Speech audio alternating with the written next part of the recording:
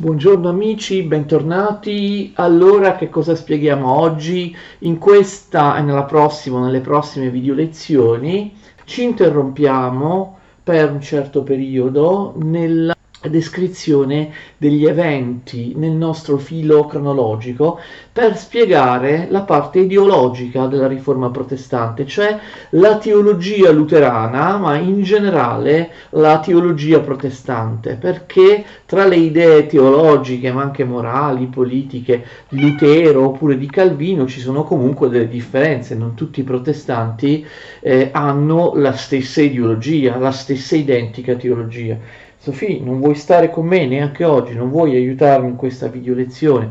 Va bene, lasciamo andare Sofì che come al solito non vuole aiutarmi. Parliamo quindi della teologia luterana, delle idee di Lutero. Perché Lutero, in generale i protestanti, si differenziano dai cattolici? Non è soltanto, attenzione, per il fatto che non accettano le indulgenze oppure non accettano il Papa, il primato del Papa. Ci sono numerose teorie, numerose dottrine di teologia in cui innovando, Lutero e gli altri protestanti si sono allontanati dalla Chiesa cattolica, hanno rifiutato determinati dogmi e riti della Chiesa cattolica oppure ne hanno inseriti altri. Il primo principio di cui parliamo oggi, le prime cose che diciamo oggi, fanno riferimento al motto sola fides. Sola fides ovviamente in latino vuol dire la sola fede, ma in italiano ovviamente lo possiamo tradurre anche come solo la fede, soltanto la fede. E questo è un principio cardine delle idee di Lutero. Tre possono essere considerati i principi cardine della teologia di Lutero: sola fides, sola scriptura e solus Christus. Degli ultimi due ci occuperemo nelle prossime video lezioni. Che cosa vuol dire sola fides? Solamente la fede. La base del cristianesimo riformato protestante secondo Lutero è il fatto che la salvezza derivi soltanto dalla fede. Tu ti salvi se hai fede. Non sempre, vedremo per Lutero, ti salvi se hai fede, però se hai fede forse ti salvi, capite? Quindi la fede è una condizione non necessaria, però sufficiente, ma non necessaria. Può darsi che Dio ti salvi, ti mandi in paradiso, ma questo viene testimoniato dalla tua fede, non da altro. Dio però può anche mandarti all'inferno nonostante tu abbia fede. Quindi diciamo che la fede è un principio base proprio per quello che è particolarmente importante nel cristianesimo, ovvero la salvezza della propria anima,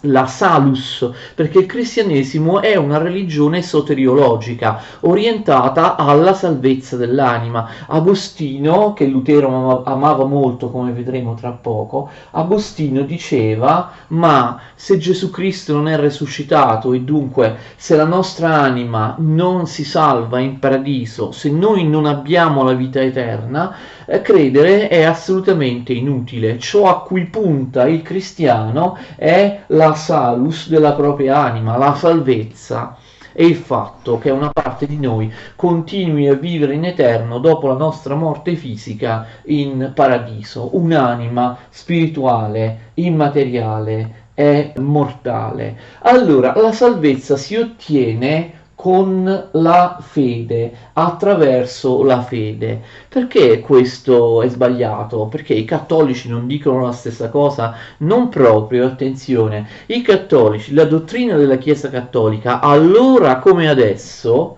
ai tempi di Lutero come adesso, la dottrina della Chiesa cattolica su questo e su tantissime altre cose non è mai cambiata. Dice che ci si salva per via della fede ma anche per via delle opere. Questa è la famosa dottrina cattolica della cooperazione. Che vuol dire cooperazione?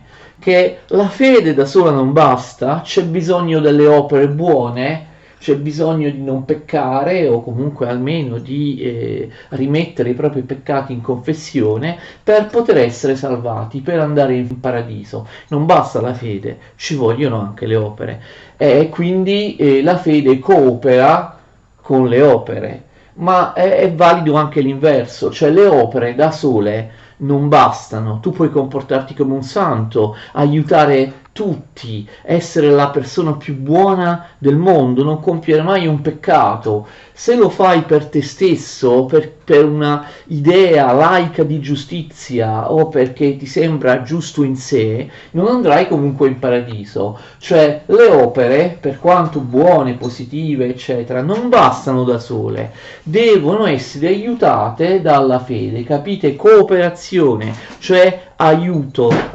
reciproco tra fede e opere, e devono esistere entrambe. La fede da sola senza le opere ti manda all'inferno, ma anche le opere da sole non bastano, ti mandano all'inferno. Questo crede tuttora la Chiesa Cattolica ed è la dottrina ufficiale dei papi della Chiesa Cattolica, è la dottrina della cooperazione.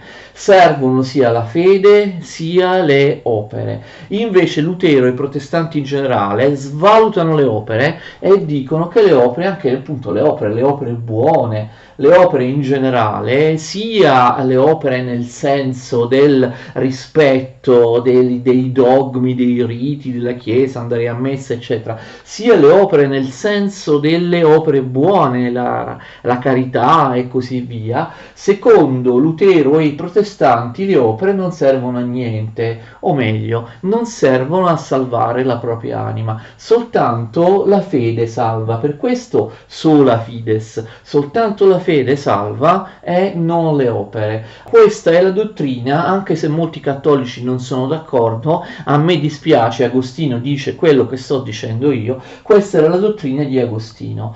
Agostino inizialmente quando era giovane la pensava diversamente, diceva che la salvezza dipende anche dalle opere ed esiste il libero arbitrio, la libertà da parte del cristiano di compiere opere buone o di compiere opere malvagie, di peccare, quindi la libertà, il libero arbitrio, e quindi il male, almeno il male morale, uno dei tre mali secondo Agostino, dipende dall'uomo, è di responsabilità umana, perché l'essere umano è stato dotato da Dio del libero arbitrio e quindi può scegliere liberamente se compiere opere buone o opere malvagie. Questo diceva Agostino, attenzione, quando era giovane. Quando però Agostino invecchia, arriva ad una certa età, diventa molto più severo, cupo e pessimista e cambia la sua dottrina. Agostino inizia a pensare che l'uomo è pessimista proprio sulla natura umana, come lo sarà Lutero, che si ritrova appunto nella mentalità di Agostino. Agostino inizia a pensare che l'uomo è talmente gravato dal peccato originale che non può in nessun modo compiere opere buone. Tutto ciò che l'uomo compie è necessariamente malvagio, perché ha peccato come specie. Peccando, Adamo ed Eva, cogliendo il frutto proibito nell'Eden, hanno fatto in modo che anche noi peccassimo tutti come specie. E quindi Agostino diventa molto più pessimista. L'uomo non potrà mai meritare da solo la salvezza con le proprie forze, non ce la fa. L'uomo è malvagio per natura, talmente malvagio che non può in nessun modo, capite, esprimere delle opere buone. E quindi l'uomo peccherà inevitabilmente e andrà inevitabilmente all'inferno. Però non tutti andranno all'inferno, sì, perché, come vedremo, Agostino, esattamente come Lutero, dirà che Dio salva alcuni, pochi, ma non tutti.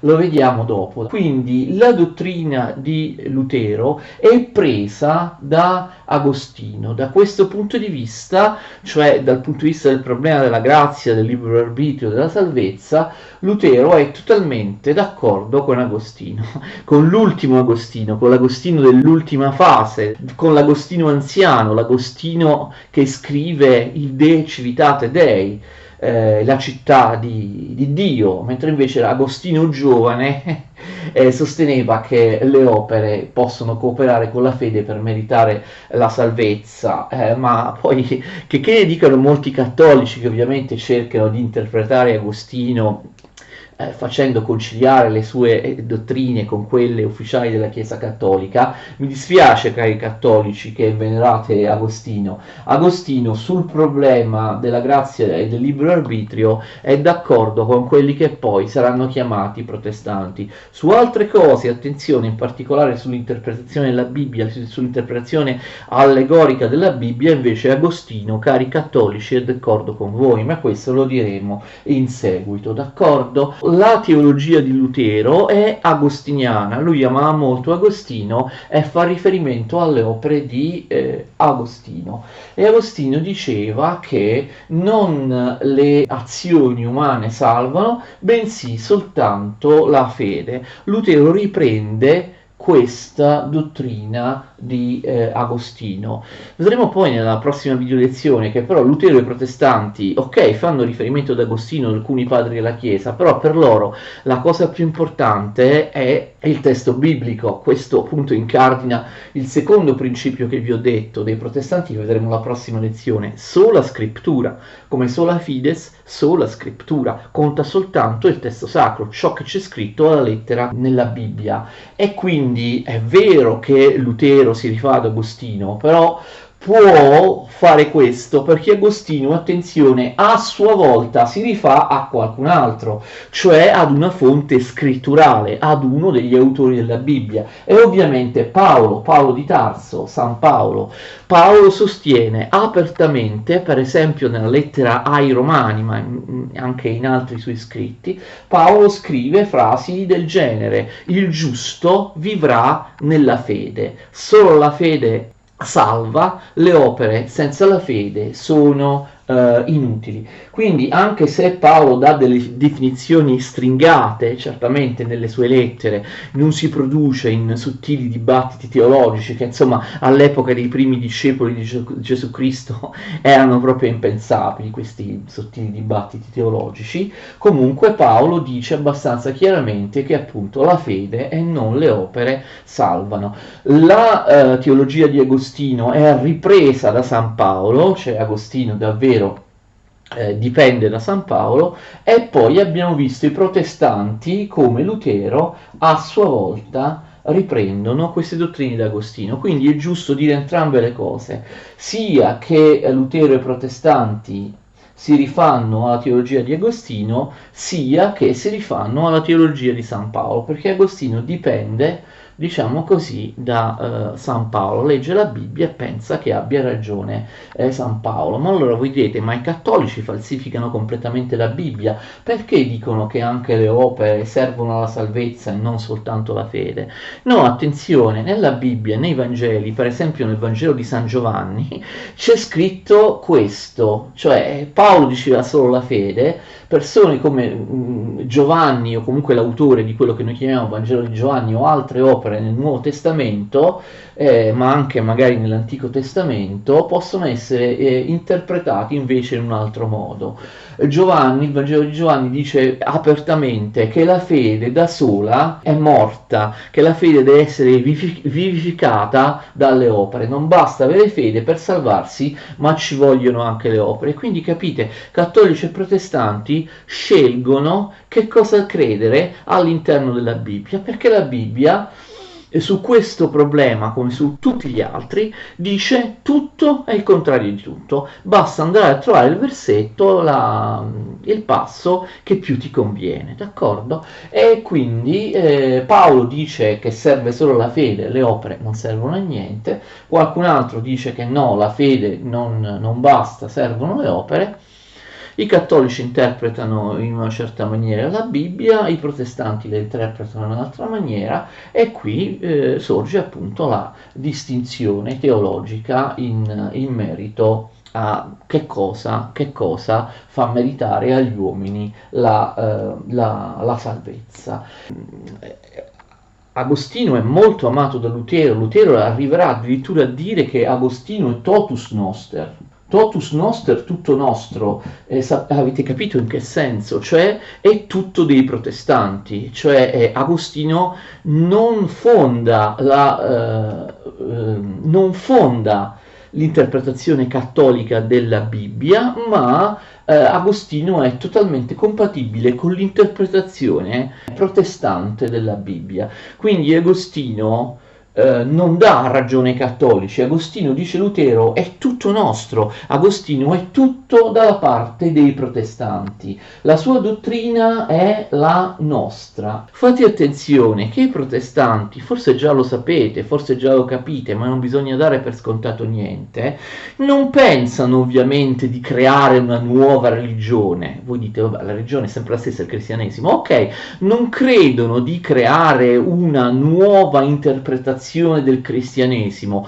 una nuova visione del cristianesimo, una nuova chiesa cristiana che succede nel tempo, che viene dopo nel tempo rispetto alla chiesa cattolica. No, attenzione! Lutero, Calvino e gli altri protestanti pensano di restaurare l'autentico cristianesimo. Non è che dicono noi arriviamo dopo 1500 anni e ci inventiamo un'altra interpretazione del cristianesimo. No, secondo Lutero, Calvino e gli altri pastori e gli altri riformatori protestanti, la riforma protestante, la chiesa riformata, la chiesa evangelica, luterana o calvinista, non fa altro che riproporre ciò che la chiesa era, che ciò che il cristianesimo era all'epoca di Cristo, dei suoi primi discepoli, degli apostoli e dei primi secoli dell'epoca cristiana. Quindi ovviamente Lutero non dice vengo qui per cambiare il cristianesimo. Sì, vengo qui per cambiare il cristianesimo della Chiesa cattolica, ma Lutero e gli altri dicono il cristianesimo della Chiesa cattolica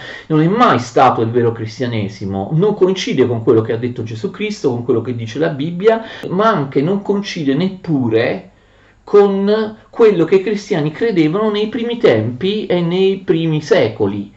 Perché noi, dice Lutero, dicono gli altri riformatori protestanti, vogliamo tornare, cioè salvare il cristianesimo, cioè tornare al cristianesimo originario. Al contrario, loro sostengono che sia la Chiesa cattolica ad aver fatto degenerare il cristianesimo, ad aver costruito, attraverso numerosi concili, attraverso la tradizione e così via, ad aver costruito, secoli dopo Gesù Cristo e i suoi discepoli, dogmi riti che nella Bibbia non ci sono o che non corrispondono assolutamente alle credenze e al comportamento della Chiesa primitiva. Lutero dice: io non è che invento qualcosa di diverso dalla Bibbia o di diverso dai primi padri della Chiesa come Agostino, io vengo a spiegare, a ripristinare il cristianesimo come è definito nella Bibbia e come è definito dal più importante dei padri della Chiesa, Agostino. Ricordate?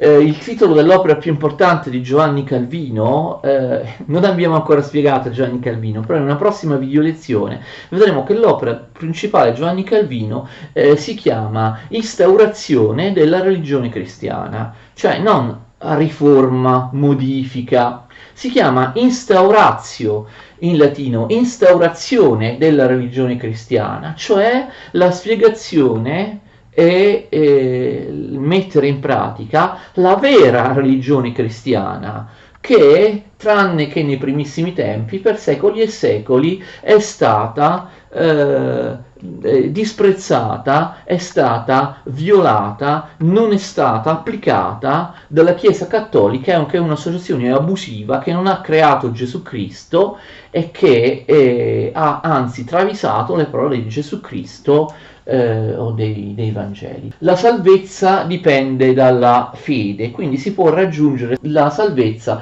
soltanto se si crede in essa, cioè se si crede che Dio attraverso Gesù, la rivelazione di Gesù, possa salvarmi. Però attenzione, abbiamo visto, per i luterani, non tanto per i calvinisti che saranno più ottimisti e diranno no, noi siamo calvinisti, ci salviamo sicuramente, invece per i luterani la fede non garantisce comunque a tutti i luterani la salvezza, la fede garantisce la salvezza a chi ha la grazia. Quindi ok, la salvezza deriva solo dalla fede, si salva soltanto chi ha fede nel fatto che Dio, nonostante l'uomo non possa altro che peccare perché gravato terribilmente dal peccato originale, che Dio nonostante tutto, nonostante le opere dell'uomo, salvi qualcuno, almeno una minoranza degli uomini. E quindi la fede viene data dalla grazia. Cioè, quindi se io ho fede, se io trovo nel foro interiore della coscienza, nella mia interiorità, nella mia anima, la forza di credere in Cristo, di credere che la scrittura sia vera, io allora potrei salvarmi, perché se ho la fede, se ho la fede, perché è questo? Perché Dio mi ha dato la grazia. Attenzione, perché Dio deve darmi la grazia se io non posso far altro che peccare, non posso fare opere buone? Perché la grazia, attenzione, dice Lutero, ripetendo l'espressione di Agostino, è gratis data. Voi sapete che gratis in latino, forse lo sapete, non vuol dire gratis nel senso in cui noi oggi adoperiamo questa parola, nel significato in cui in italiano impieghiamo questa parola, cioè gratis nel senso di qualcosa che non si paga. Gratis in latino significa più propriamente in maniera convenzionale, d'accordo? In maniera arbitraria. Cioè la grazia è data in maniera spontanea, libera, arbitraria da Dio, indipendentemente, o meglio, nonostante le opere malvagie. Quindi la grazia è gratis data, significa che il Signore la dà a chi vuole, senza essere influenzato, senza essere costretto da nessuno. Quindi la grazia è data arbitrariamente da Dio a chi vuole. Perché Dio dovrebbe dare la grazia? E questo Lutero, in maniera totalmente antiumanistica e contrastando, come lui fa sempre, la teologia razionale dei concili, la filosofia cristiana della Chiesa cattolica, dice che questo è un mistero. Gli uomini non possono far altro che peccare, qualunque cosa fanno pecchino, e tuttavia, nonostante le opere dell'uomo siano sempre malvagie, Dio, siccome è buono, ne salva alcuni, nonostante siano malvagi. Quindi capite che la morale non c'entra niente con la salvezza. Dio può mandarti all'inferno se tu sei stato buono e hai fatto opere buone, e può anche mandare in paradiso invece chi ha svolto opere cattive. Quindi la morale, attenzione, sembrerebbe non c'entrare niente. Vedremo dopo che non è proprio così. Però inizialmente, poi quando è giovane, poi Lutero cambierà un po' questa sua idea. Lutero tende a, proprio per via di quel fondo irrazionalistico, antiumanistico, antirazionale, antifilosofico della sua mentalità, a in qualche modo giustificare, rendere legittimo l'immoralismo. Cioè puoi comportarti come vuoi, anche se pecchi, anche se sei malvagio, Dio potrebbe salvarti lo stesso, non importa se fai la vita del malvagio. Famosissima frase di Lutero: pecca fortiter sed crede fortius. Pecca fortemente, ma sed crede fortius. Ricordate che vuol dire fortius in latino? Fortius è il comparativo usato con funzione avverbiale, ma credi ancora più fortemente. Non importa che tu pecchi, che tu non faccia opere buone, che tu sia sempre malvagio, pecca quanto vuoi, perché questo non ti preclude la salvezza. Pecca fortemente, ma credi ancora più fortemente, vedi? Non importa che pecchi, l'importante è la fede, il credere, perché è questo che ti darà la salvezza. Perché l'uomo non può compiere opere buone? La Chiesa Cattolica ha sempre detto, a differenza dei protestanti, che l'essere umano può compiere delle opere buone e quindi meritarsi la salvezza, ok? E quindi che l'uomo possa, diciamo, con le sue forze, con le forze umane, come abbiamo visto attraverso il libero arbitrio, scegliere se compiere il bene o compiere il male. E quindi se compie il bene avrà il merito delle sue opere e per questo si salverà. Lutero non è d'accordo, perché? E lui ripete esattamente quello che dice Sant'Agostino. Abbiamo visto che, l'abbiamo detto anche prima, fondamentale in questo è la funzione del peccato originale. Il peccato originale ha corrotto totalmente gli uomini, l'uomo e la donna. Noi nasciamo, questa è la visione ultra pessimistica dell'antropologia di Lutero, noi nasciamo già gravati dal peccato originale. Il peccato originale ci ha già fatto meritare l'inferno. Il libero arbitrio non esiste secondo i protestanti, a differenza dei cattolici, a differenza di Erasmo, che vi ricordate si scontrò con Lutero proprio per questo motivo, o forse questo ancora non l'abbiamo detto, lo dobbiamo dire ancora nelle prossime video lezioni, ma non importa, io parlo come se le video lezioni fossero ovviamente contemporanee, stanno tutte lì nello stesso momento sul canale.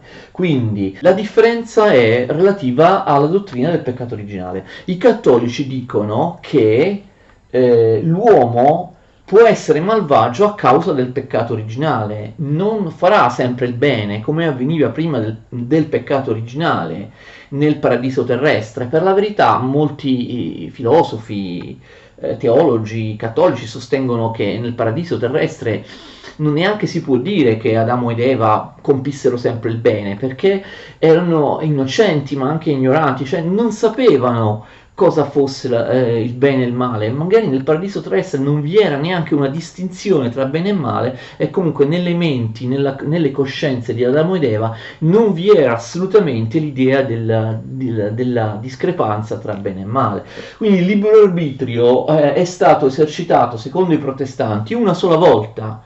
Adamo ed Eva erano liberi di compiere il male cogliendo il frutto proibito, oppure di non compiere il male astenendosi da cogliere il frutto proibito come Dio gli aveva loro prescritto. Hanno scelto il male. A questo punto, dicono i protestanti, dopo questa scelta l'uomo diventa malvagio in maniera radicale, in maniera assoluta, e nessuna altra scelta sarà possibile, cioè il libero arbitrio cessa di esistere nel momento in cui è stato commesso il peccato primario, il peccato fondamentale. E quindi, secondo i protestanti, l'essere umano, qualunque cosa faccia, pecca. Cioè l'essere umano è talmente corrotto dal peccato originale da non poter fare delle opere buone. Quindi possiamo dire, non solo le opere buone, secondo i protestanti, non servono alla salvezza, ma le opere buone in realtà non possono neanche esistere, perché pur volendo gli uomini e le donne non potrebbero mai compiere un'opera buona. Non ci sono santi su questa terra, dice Lutero. I santi sono quelli solo che saranno salvati in paradiso, ma nessuno su questa terra può comportarsi come un santo. Siamo tutti peccatori perché siamo nati con questa tendenza irrefrenabile al male, che in nessuno, neanche il più pio, il più devoto, il più buono essere umano del mondo, nemmeno lui può in qualche modo contrastare e superare. Secondo invece la Chiesa Cattolica, abbiamo visto, noi siamo corrotti dal peccato originale, ma il peccato originale non ci ha corrotto in maniera totale. Possiamo, nonostante tutto, fare anche delle opere buone per meritarci la salvezza.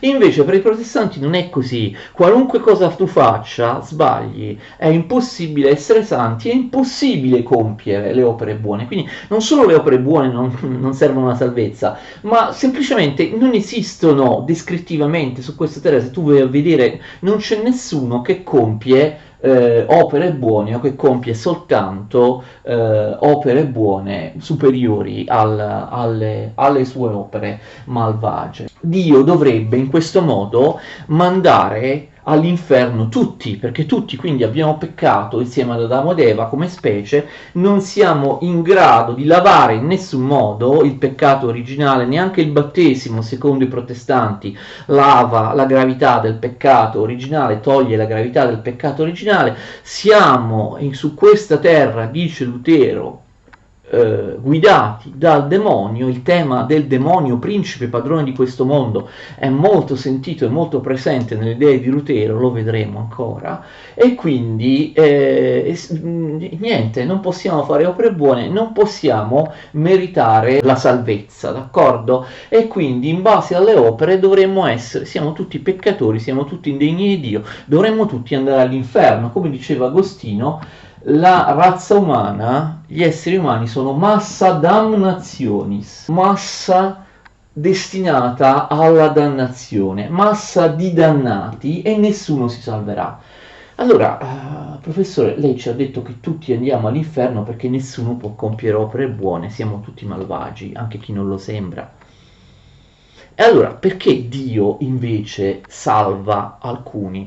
Comunque una piccola minoranza, attenzione, secondo Agostino e secondo Lutero, vengono salvati da Dio, perché Dio non è soltanto giusto, ma è anche buono.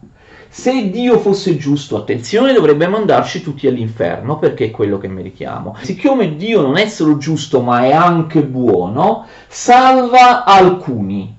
Però, ripeto, li salva del tutto arbitrariamente, cioè dà la grazia ad alcuni, pochi, e altri che non vengono beneficati dalla grazia di Dio andranno all'inferno. Tutti ci meritiamo di andare all'inferno, ma senza alcun motivo conoscibile da noi, per un mistero che noi non capiremo mai. Dio dà la grazia ad alcuni che si salveranno nonostante le proprie opere, e magari si salveranno, sicuramente tra quelli che si salveranno ci saranno molti malvagi, e tra quelli invece predestinati ad andare all'inferno ci saranno molte persone buone, ma noi non sappiamo.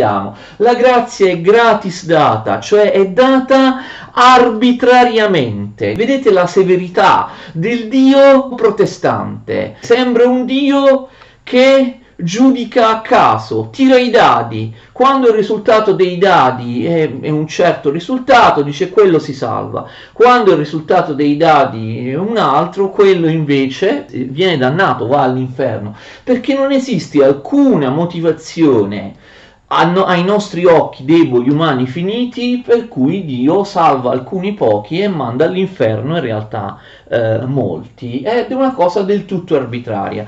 È come se Dio agisse a caso e tu non puoi fare niente. Vivi nel terrore, vivi nell'angoscia continua, perché non sai se Dio ti ha salvato, ti ha predestinato al paradiso, oppure non ti ha salvato, ti ha predestinato all'inferno.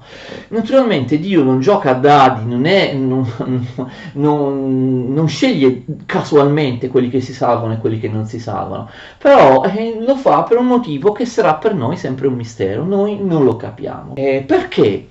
Dio non può salvare coloro che fanno opere buone, posto che fosse possibile, secondo Lutero, Calvino non è possibile, abbiamo visto, fare opere buone.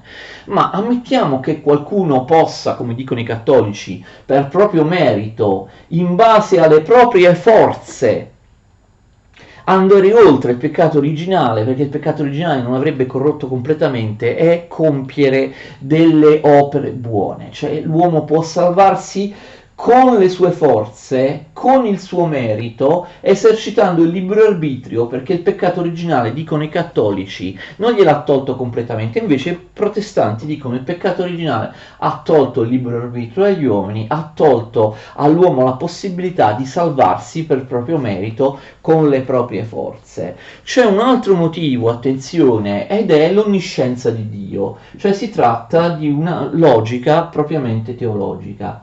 Che cosa dice Lutero? Dicono tutti gli altri protestanti, però una cosa che è stata già detta, un problema che era già stato tirato in ballo anche in precedenza, nei secoli precedenti, se ne occupa anche Dante in un canto, credo, del Paradiso, non ricordo.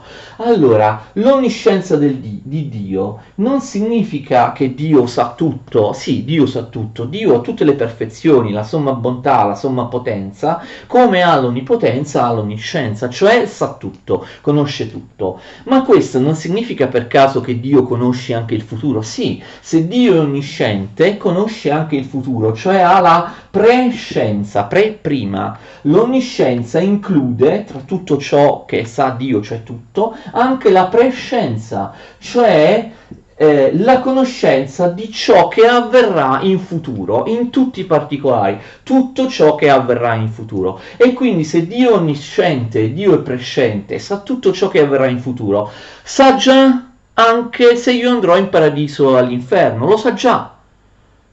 Lo sa già prima che io muoia, ma lo sa già anche prima che io nasca, lo sa già anche 1000 o 2000 anni prima che io o altri nascessimo, ok?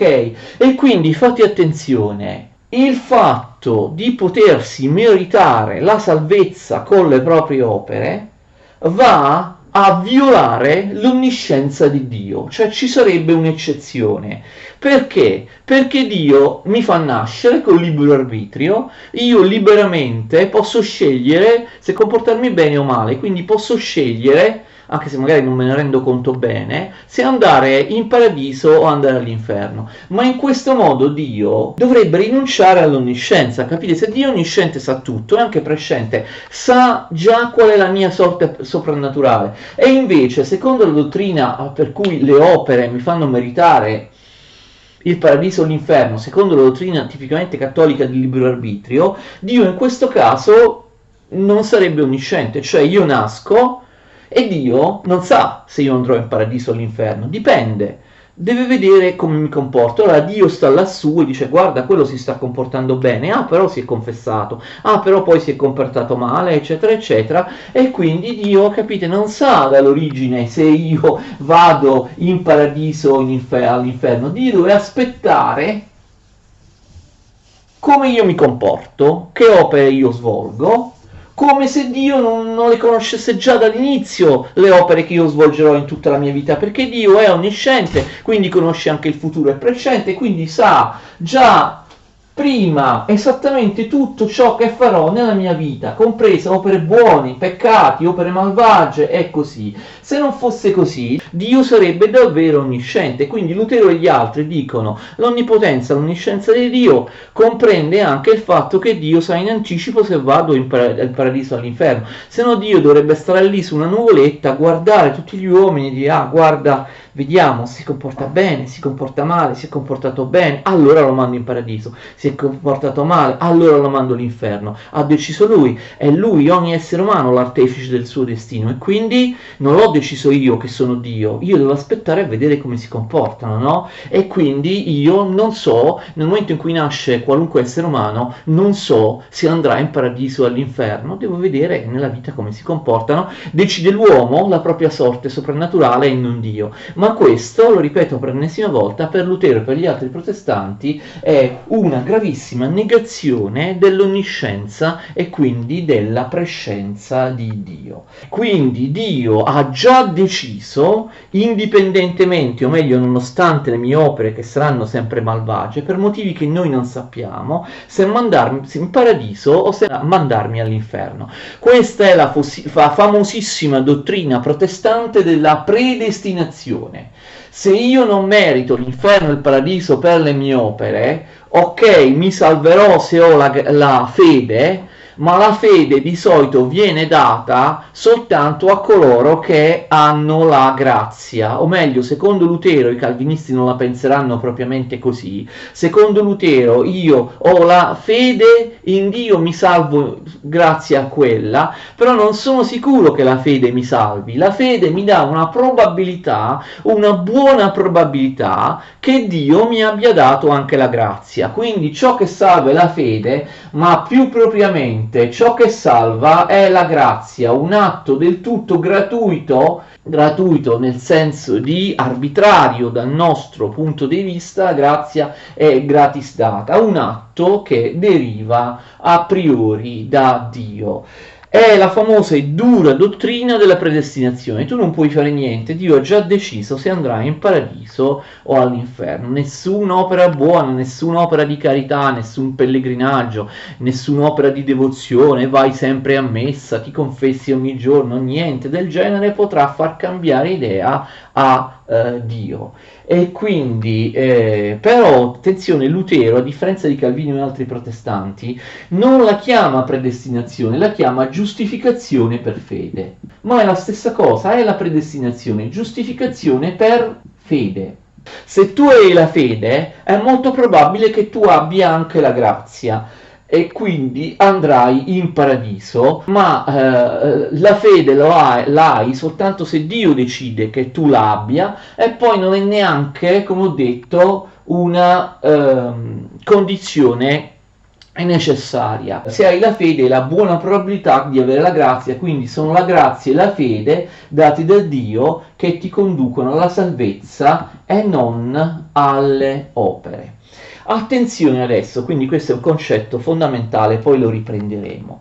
Sola fides si trasforma in sola grazia, ok? In latino con la T, gratia. L'ho scritto in italiano, naturalmente. Gli storici, i biografi di Lutero, gli studiosi della riforma protestante hanno messo in evidenza che quest'idea che l'uomo sia totalmente inadeguato a fare il bene, a compiere opere buone, ma al contrario l'uomo è spinto continuamente a essere malvagio, deriva a Lutero anche dalla sua esperienza personale, dalla sua vita, da quello che gli è successo sin da quando era giovane. Cioè ci sarebbero delle radici biografiche personali che spingono Lutero ad essere così pessimista nei confronti dell'essere umano e della sua possibilità di realizzare il bene su questa terra. Questo non vuol dire svilire, attenzione, le ragioni teologiche di Lutero e dei protestanti, però in Lutero, più che in tanti altri teologi protestanti, l'esperienza personale, la biografia sembrerebbe aver in lui favorito questa opinione. Che cosa succede? Lutero diventa monaco, e l'abbiamo già visto quando abbiamo parlato della sua vita. Dopo un certo periodo di tranquillità cade in una profondissima crisi spirituale, in una profondissima crisi esistenziale. Lutero pensa lui stesso, poi ovviamente universalizzerà, assolutizzerà questo pensiero, di non riuscire mai a fare il bene. Dice Lutero: qualunque cosa io faccia, io cado nel male, io non riesco in nessun modo a fare opere buone. Lutero pensa, ad esempio, di non essere minimamente in grado di rispettare, di adempiere ai comandamenti, i 10 comandamenti. Per quanto Lutero si sforzi, pensa che le sue opere siano sempre inadeguate a raggiungere la salvezza, che le sue opere siano sempre malvagie. Qualunque cosa io mi faccia, per quanto io veramente mi ci metta d'impegno, scrive Lutero, io mi accorsi di non essere minimamente in grado di compiere opere buone, e in particolare non ero assolutamente in grado di rispettare i 10 comandamenti. Questo Lutero pensa di se stesso, poi ovviamente lo assolutizzerà, lo universalizzerà nei confronti di tutti gli esseri umani. I comandamenti sono impossibili da rispettarsi. Arriva addirittura a pensare Lutero, in maniera totalmente pessimistica. Qualunque cosa si faccia non si riesce a rispettarli, perché noi, dice Lutero, possiamo anche agire rettamente, però nel pensiero siamo sempre presi dal peccato. Fate attenzione, secondo la dottrina cattolica, allora e anche oggi, actio et cogitatio sono la stessa cosa, cioè l'azione è la cogitazione, cioè il desiderio, il pensiero.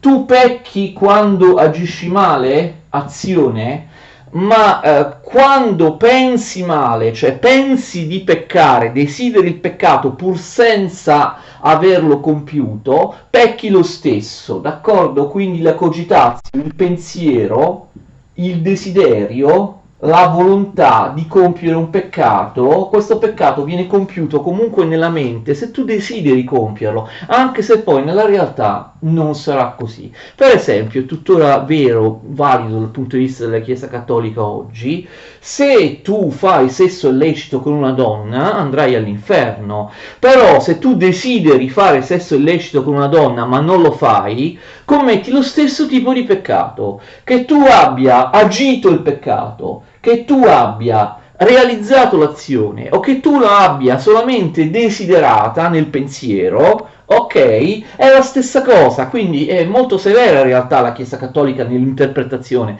dei 10 comandamenti. Che tu trasgredisca un comandamento, ma che tu anche voglia solo nella tua mente desiderare di trasgredirlo, è la stessa identica cosa. I comandamenti dicono non commettere adulterio, non commettere atti impuri, non rubare, ma dicono anche attenzione, non desiderare la donna d'altri, non desiderare la roba d'altri. Quindi l'azione oppure il desiderio sono la stessa cosa. Tu rubi, stai peccando. Ma tu desideri di rubare, stai peccando lo stesso perché pecchi con il desiderio. E quindi non uccidere è peccato, ma anche se tu desideri di uccidere qualcuno ma non lo fai, è peccato, è la stessa cosa.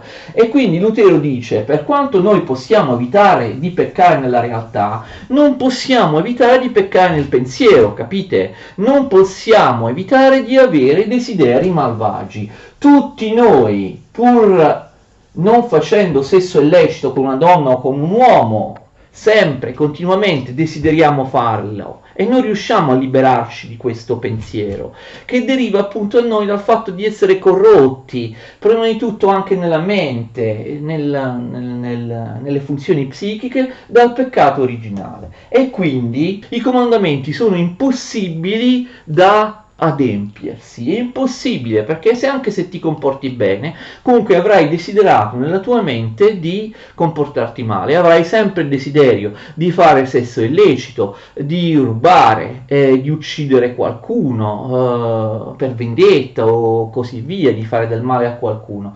Addirittura, pensate, Lutero, incredibile, sostiene che i comandamenti, perché voi farete la domanda, ma perché? Ah, se i comandamenti non possono essere rispettati da nessun uomo, perché Dio ce li ha dati?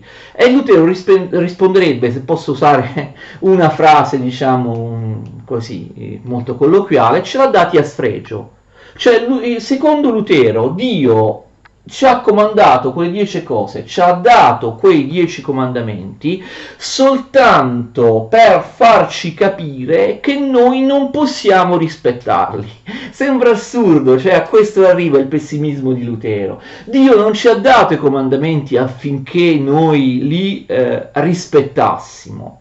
Dio ci ha dato i comandamenti soltanto per farci capire quanto siamo corrotti e quanto dobbiamo umilmente sottometterci alla sua misericordia che ci salvi pur senza avere i meriti. Perché i comandamenti sono impossibili da rispettare, quindi Dio ce li ha dati, capite, soltanto proprio per metterci alla prova e per farci concludere che noi siamo a tal punto corrotti e peccatori da non poter in nessun modo rispettare questi comandamenti. Lo stesso Lutero diceva che il mondo è malvagio, l'uomo è malvagio e quindi non può fare niente nel mondo. La sfera esterna del corpo, della società, della politica, della natura, della materia è preda di malvagità e corruzione. Gli uomini si invidieranno sempre tra loro,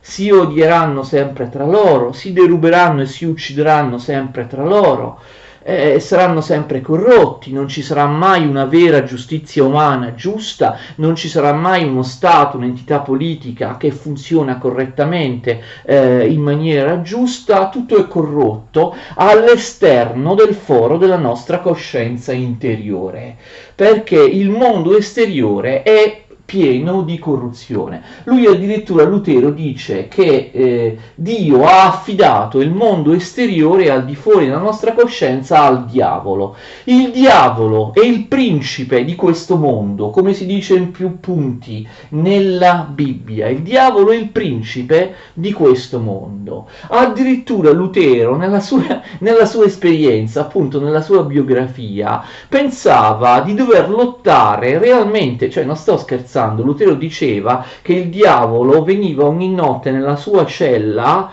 e cercava in qualche modo di indurlo in tentazione.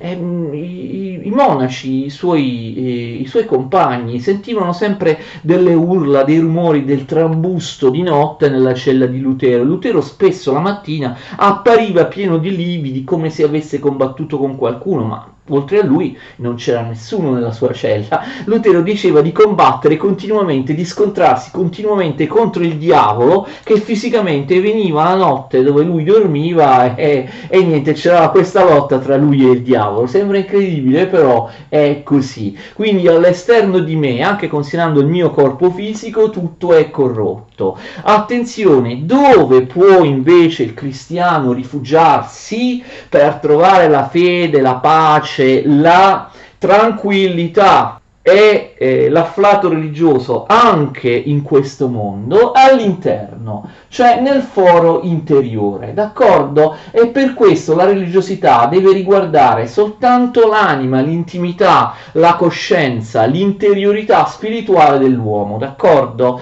E la religione non deve essere espressa esteriormente. Questo è fondamentale, e questo però poi ci porta a parlare delle dottrine morali e politiche di Lutero, molto importanti, che derivano da questa teologia che abbiamo visto.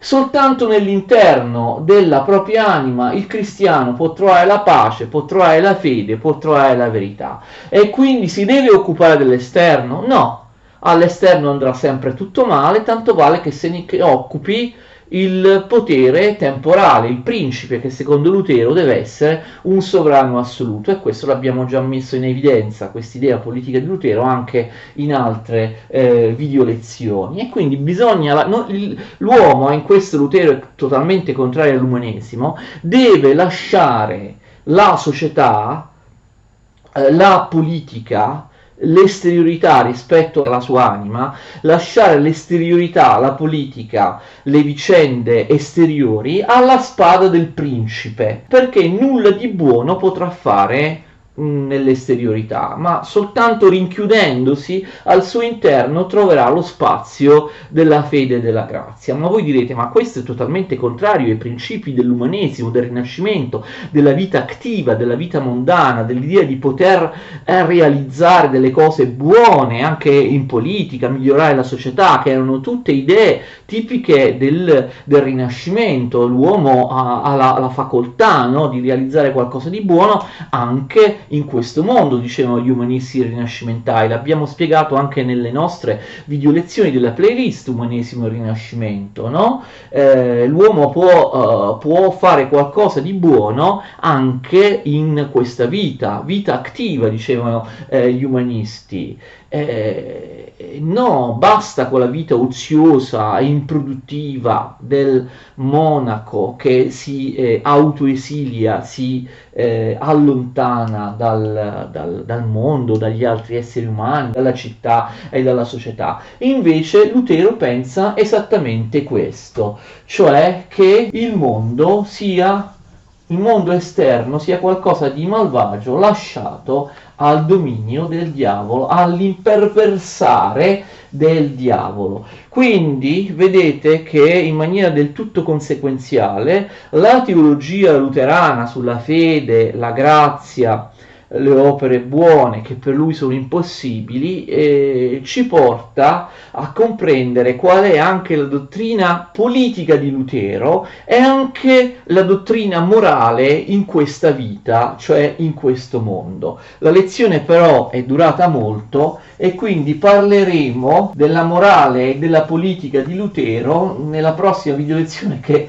spero duri un po' meno. Per ora ci fermiamo qua, ma continuiamo la prossima volta a parlare di teologia luterana. Vi ringrazio tutti, arrivederci.